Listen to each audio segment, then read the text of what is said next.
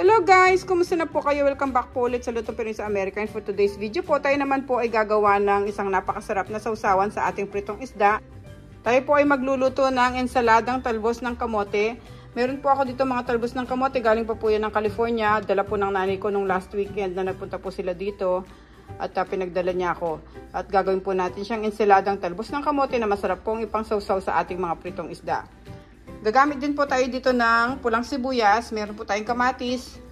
Ito po yung ating asukal na puti. Tapos meron tayong red pepper flakes.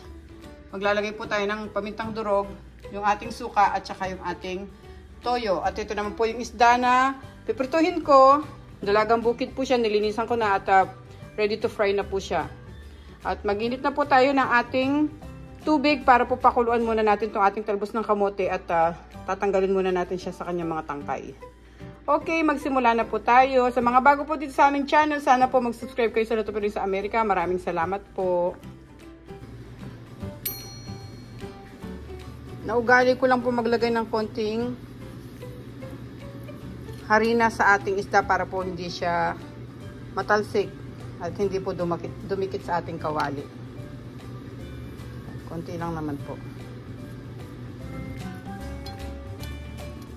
Bago po natin siya ilagay sa ating mainit na mantika.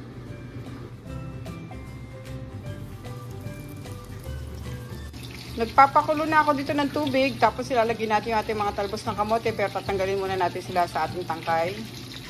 Nahugasan naman po natin itong mga talbos ng kamote ng ilang beses. Kaya pwede natin silang tanggalin.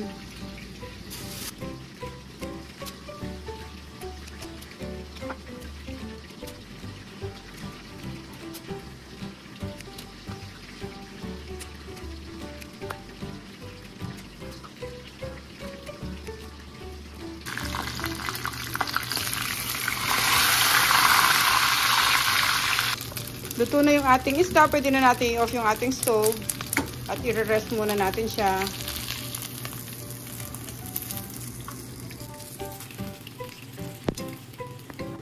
Ngayon kumukulo na rin yung tubig natin, pwede na natin ilagay ang ating dahon at talbos ng kamote.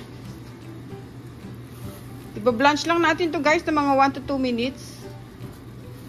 Huwag natin silang i-overcook para may crunchy-crunchy pa ng konti at hindi sila masyadong malata.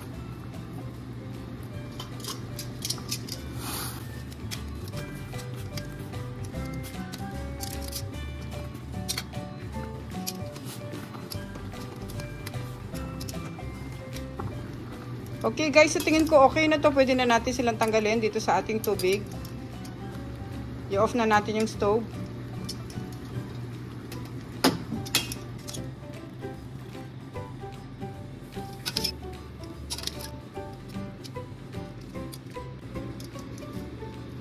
Medyo palamigin lang natin to ng konti para tumulo rin yung excess water. Hiwain na natin yung ating kamatis tsaka yung ating sibuyas.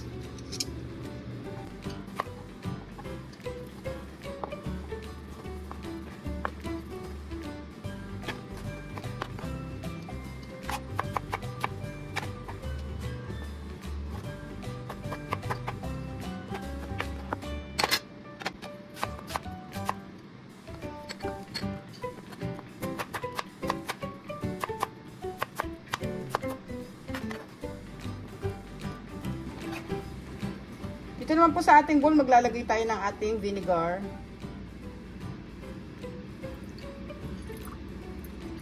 Ito yung gagawin natin parang pinaka-dressing ng ating ensaladang talbos ng kamote. Tapos maglagay din tayo ng ating soy sauce. Tansya-tansyahin nyo na lang guys, no?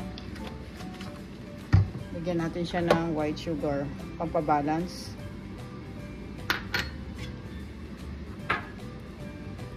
Buran na rin natin siya ng ating paminta.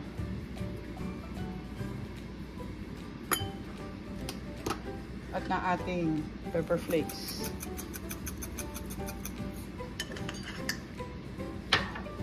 Mix natin.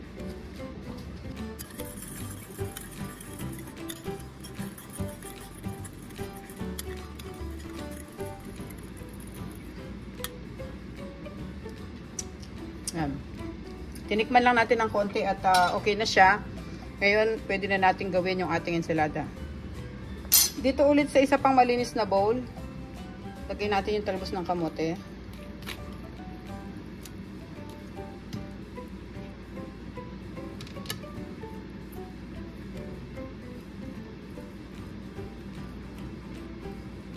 Tapos, i-add na natin yung ating kamatis at sibuyas.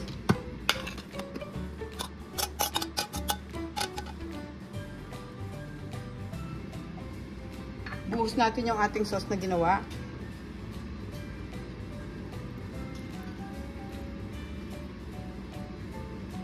Tsaka natin siya i-mix.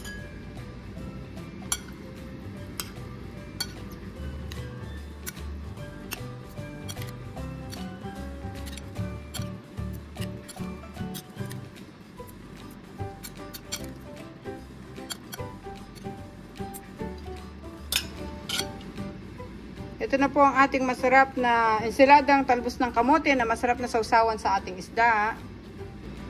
Okay guys, ito na po ang ating recipe for today, ang ating pong ensaladang talbos ng kamote. Napakasarap po niyang sausawan sa ating mga pritong isda at siguradong mapapadami kayo ng kain. Thank you so much guys ulit sa panonood. Sana po mag-subscribe kayo sa Lutong Pinoy sa Amerika at huwag niyo pong kalimutan i-check yung other videos namin. At ingat po tayong lahat guys. God bless po. Maraming salamat po. Kain na po tayo ng ating masarap na pritong dalagang bukid at ensaladang talbos ng kamote. Salamat po.